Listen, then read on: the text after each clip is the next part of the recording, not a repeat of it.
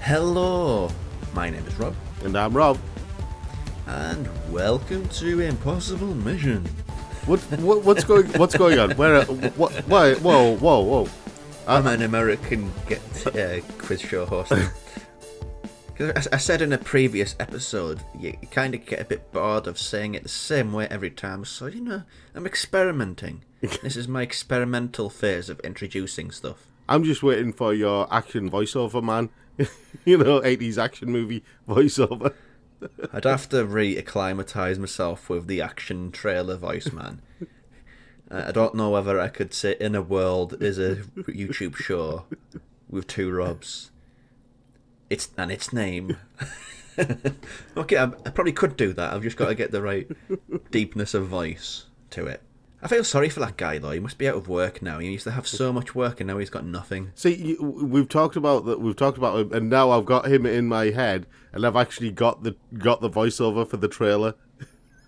Yeah, there was like a sketch in a much forgotten British, very controversial comic sitcom sort of satire called Monkey Dust. Yes. Which is so controversial that the BBC daren't really re-release it because it'll get them in trouble. But there was a part of that which was sort of like a meeting for voiceover people. Yes, And it was I remember that. It was very weird. I mean, you might be able to hunt it down on the internet somewhere. It'll be on YouTube somewhere.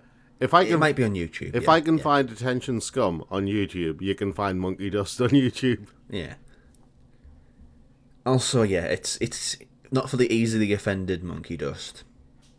Okay.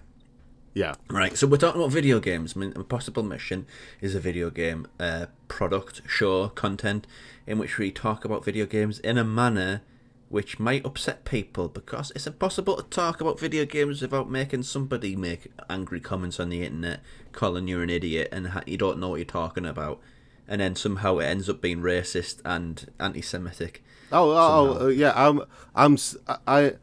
Do you know how you've made it? When you're doing video games commentary, is when someone starts calling you a Nazi. That's how you know you've made it in video games commentary. Same with anime commentary. Anime commentary is the same. You know you've made it. You know you're a voice in the community when someone starts calling you a Nazi. I don't think it's going to really apply this week, though, because this week we're sort of looking to the release of, for me anyway, I'd say it's the first PlayStation 5 exclusive, which really means a damn. I mean, Miles Morales isn't really a PlayStation exclusive because it came out on the previous generation as well. A version which wasn't good and didn't play well, but it came out. Well, not only that, Miles Morales was more an extension of an existing methodology, an existing game.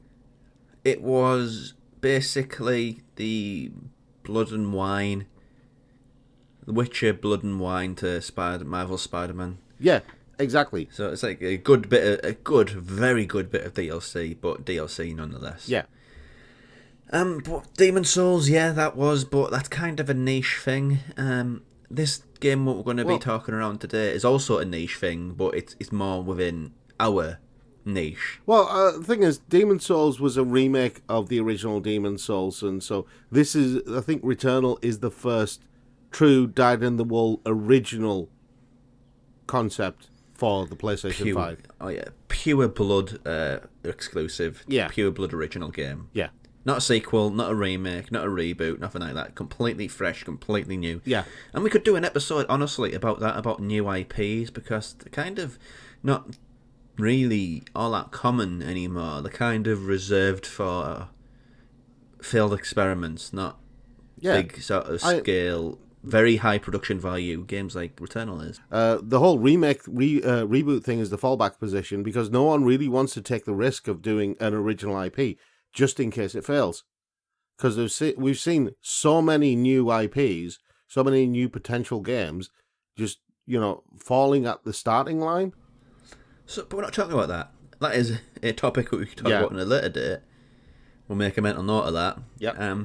But yeah, we're talking about what the game is. The game is a shoot 'em up, which have also been referred to as bullet hell, side-scrolling shooter, all of these things. But Returnal's not side-scrolling. It's in an open world. It's a third-person shooter, but it operates within the infrastructure and the style of gameplay of one of these old games, like your R-Types and your Gradiuses and your other things, where you basically collect power-ups and, yeah, it's lots of things on screen, lots of projectiles firing at you.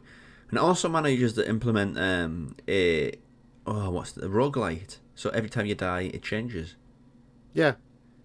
So there's lots of things established in it, but we're going to talk about the bullet hell and the shoot 'em up aspect of it. See, this is the thing. I mean, it's a bullet hell. It's a third-person perspective of the shoulder bullet hell, which is unusual when you get right down to it, because you don't really see that particular format for a bullet hell game. No, I mean, most of it is sort of like, what was it, Not a Hero? No, Not a Hero. The one with the banana. Pedro, my friend Pedro. Yeah, most of the bullet hell games are side-scrolling, top-down vertical scrolling, or kind of, Binding of Isaac type, where it's in a room and you have to keep moving around inside a room. Yeah, those ones where you're a spaceship. I think the last prominent one was really Resogun. After that, I can't really remember any which really. There have been some good ones. Geometry Wars. I've always got time for Geometry Wars, for example. That was before Resogun, though, wasn't it?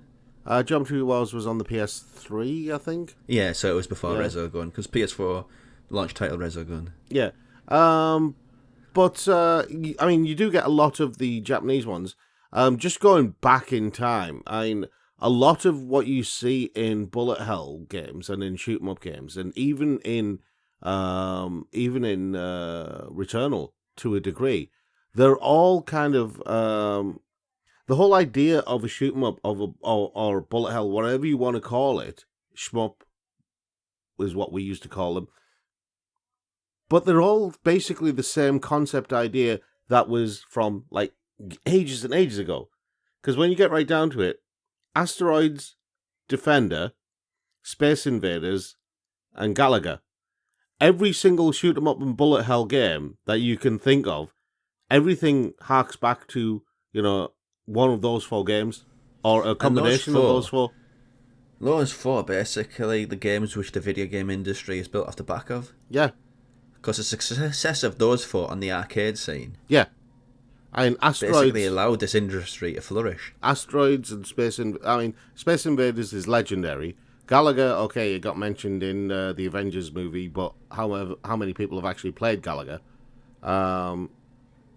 Defender, though. Defender is, Resogun is clearly Defender.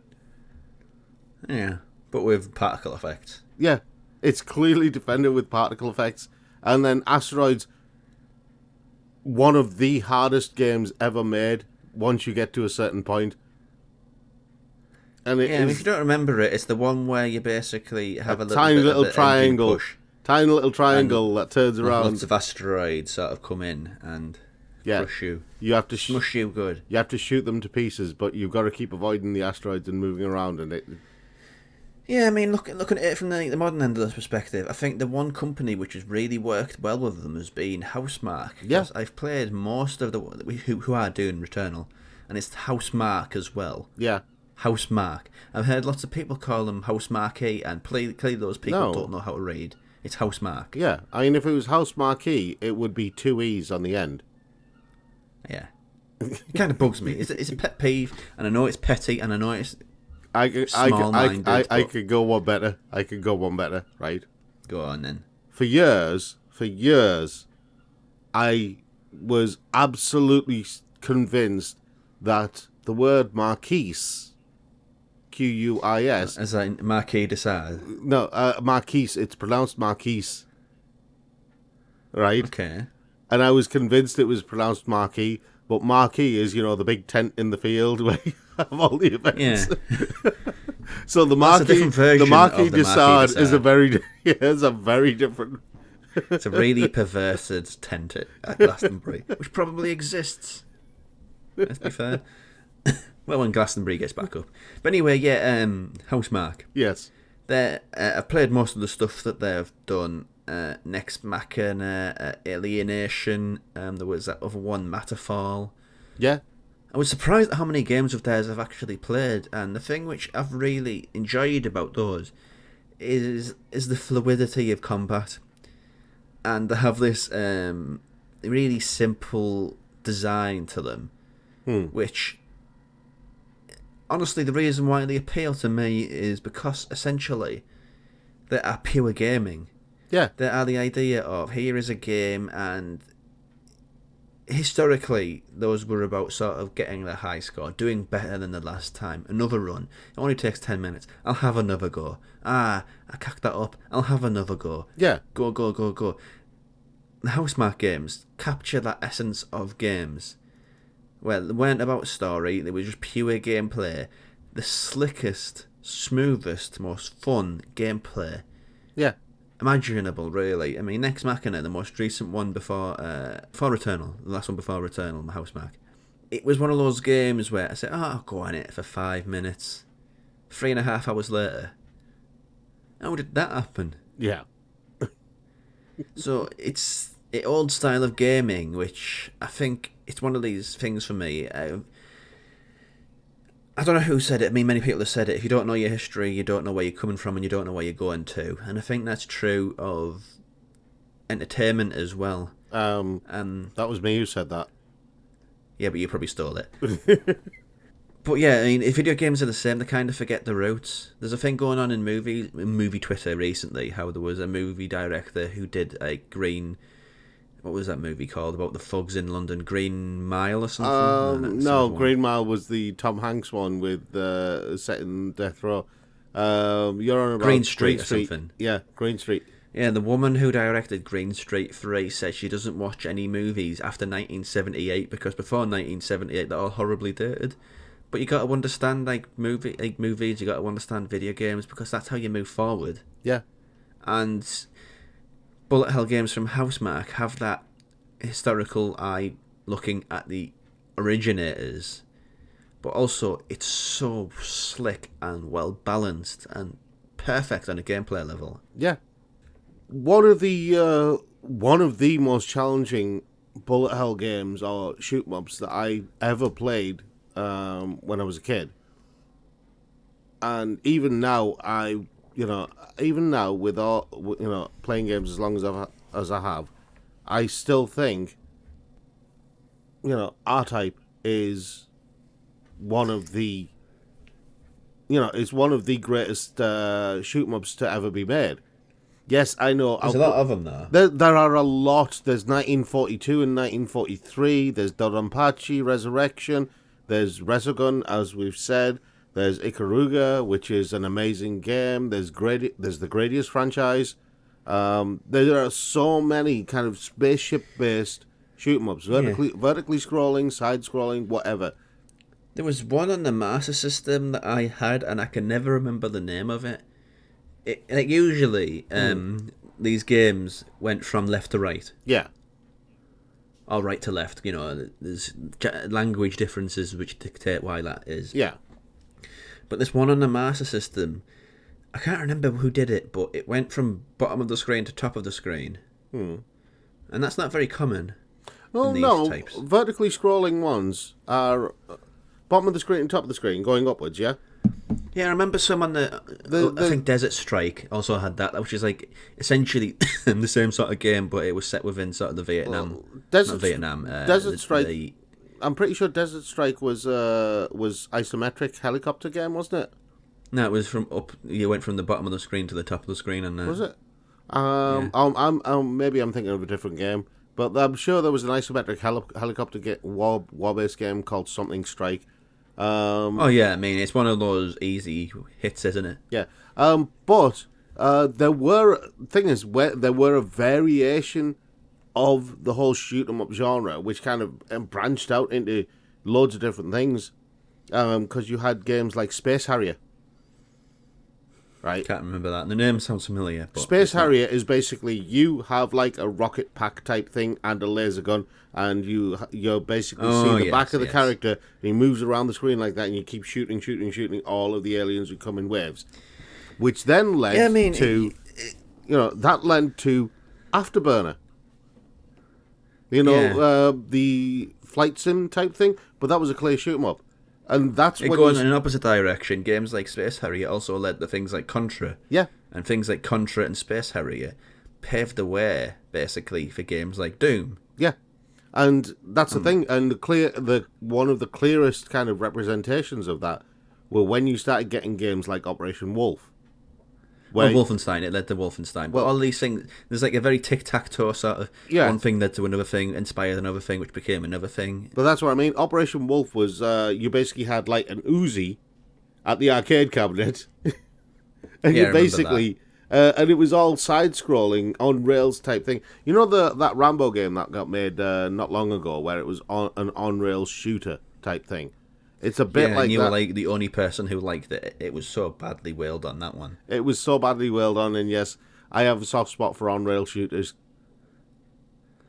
Yeah, and also it leads to sort of all sorts like light gun games, Yeah. which have died a death. Which you think, no, actually they haven't, have they? They're kind of coming back a little bit with VR. Yeah, I think light gun games will come back with VR. I would love to see a VR version of Time Crisis, because I think that's a franchise. Namco did that, didn't Yeah. they? Before they were joined with Bandai. Yeah, and I think that's a franchise that has just disappeared by the wayside, even though it was hugely influential when it came out. Yeah. You know, that cover mechanic has been used by so many games now. True. But honestly, these games all sort of interlink. It just kind of makes me think that when the bullet hell game or the shmup was prominent, it was a much shallower pool of types of game.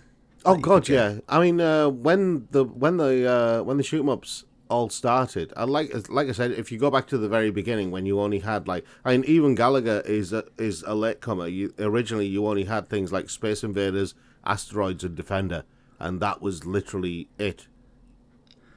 Yeah, I mean, look at it from another direction. Things like the side-scrolling shooter led to things like Streets of Rage. Well, I don't think that it led to it. I think Design-wise, it's very much this exact same type of game, only instead of a gun, you've got biceps and bin chicken. Yeah, from that perspective, yes, you are correct. There are definite parallels there. I think the path from side-scrolling shoot 'em up to side-scrolling beat 'em up it's a bit more complicated because but it's definitely you can chart it from one to another. There is a definite path between the two, and this is why we need a video games historian who can correct us on what we know. Correct us on hastily drawn conclusions. Well, it's not a hastily drawn conclusion. It's from me. See, this is the thing. Maybe not from you. No, yeah, because I lived through that time. Well, I was a generation behind, so when it was the Mega Drive, I had the Master System. When it was the PlayStation 1, I had the Mega Drive. It wasn't until the PlayStation 3 what I caught up, I think. No, PlayStation 2. Whereas I was playing games on the ZX Spectrum 48K, the ZX... Yeah, that was my ZX Spectrum was my first gaming. I remember New Zealand Story and a few other things. Yeah, you were a bit behind the rest of us then, because I started on the 48K and the Commodore 64. And I was even further back than that, I started on the grandstand where you had to play bat and ball, and you had that dial controller. Yeah, but I think that's a good thing to have. It gives you a bit more levity when you don't have the newest and brightest and shiniest thing. You appreciate it a bit more. Well, I mean that you don't fall into the trap of that. What was it, FOMO and Morpho? What is it, Morpho or FOMO? I can't remember. Morpho is something else, Rob. FOMO is fear of missing out. Morpho is something which Samuel Jackson says a lot. Oh, right, okay. I don't know these modern internet acronyms. Yeah, Morpho is the thing which Samuel L. Jackson nearly said at the end of Avengers Infinity War. I see. Hey, sneaky reference there. But yeah, let's just sort of wrap it around, really. Yeah. Bringing it Um, back to Returnal. Returnal. I'm worried about it, honestly. See, Because it's a big risk. it is a big risk, and I think one of the problems.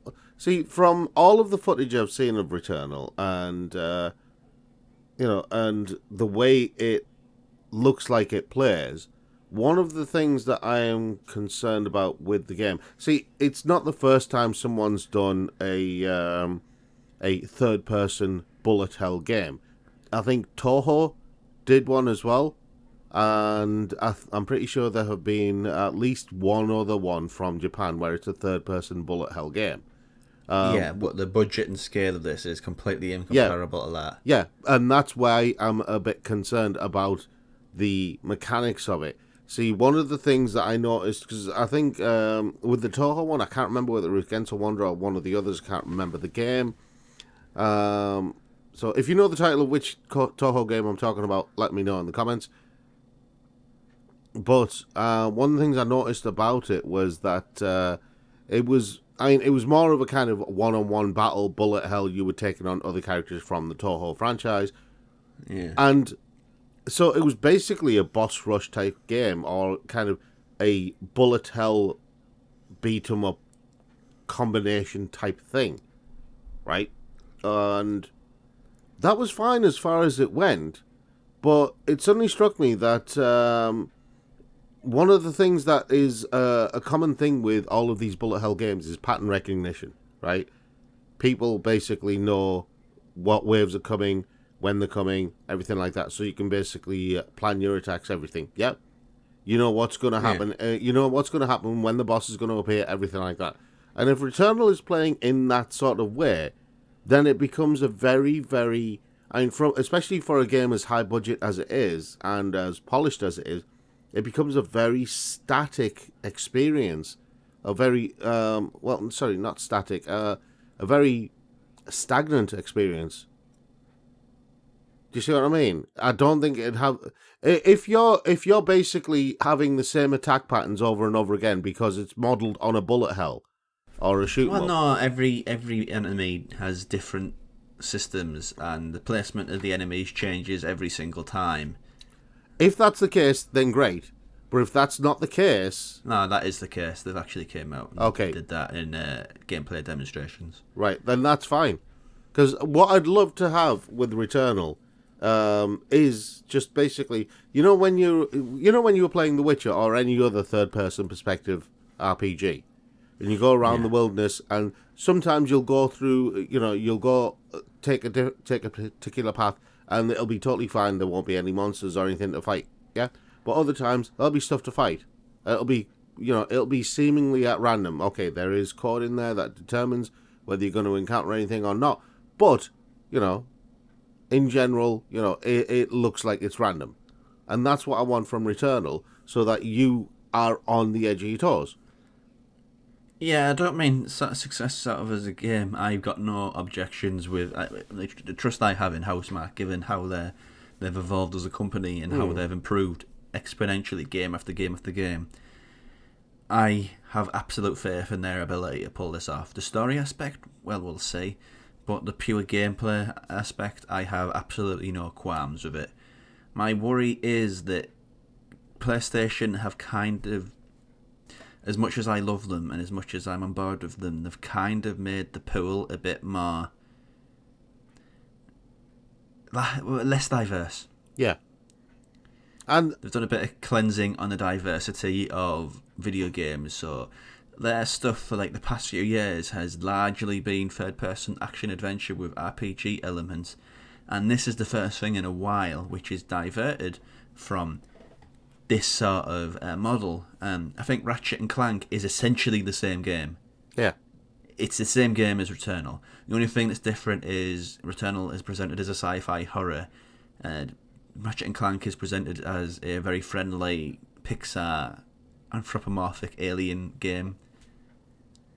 But essentially, underneath that surface, they are pretty much identical, save for the randomly generated whenever you die and come back. But Ratchet and Clank has that brand recognition, and Returnal doesn't, so it's making me worry whether the appetite is there from the rabid PlayStation consumers for a game like this, and whether it's going to be like a success or whether it's going to be, I don't know, whether it's, here we go, whether it's going to be this generation's Order 1886 but actually a good game. See, you mentioned Ratchet and Clank, and that's got me thinking that aside from the obvious bullet hell aspect of Returnal, I'm just thinking about games like Gears of War and stuff like that. That's different. They are different, but there are plenty of similarities between. The difference there is Gears of War, Uncharted, they're very much stop and start, whereas Ratchet and Clank is perpetual motion. Yeah, and that's kind of an aspect of games like Returnal. You have to keep on moving, or you will be shot to biggins. Yeah, and that's I think that's an aspect of shoot 'em ups in general. It's always constant motion. Oh yeah, and Uncharted and Gears of War, it's about getting behind cover. Yeah, and moving from cover to cover. Yeah, and clearing out rooms. It's much more methodical in that regard. Like I said, with shoot 'em ups in general, it is about constant motion. You're always either going sideways or vertical. You're always in motion. You're always going from one direction to another. There is no stopping and starting. Even in games like Geometry Wars, you're constantly moving around. You move until everything else is gone. Yeah, basically. Yeah, there's no ifs or buts there. Yeah. So yeah, that's, I think. Anything else you wanted to bring up? No, I am definitely curious about Returnal. And like I said, I'm hopeful that Housemarque don't follow the usual tropes when it comes to shoot 'em ups with this game. I think they're kind of diverting a little bit. They are diverting, but one of the big problems with trying to do something from a different stance or different perspective is it doesn't always work the first time. Do you see what I mean? True.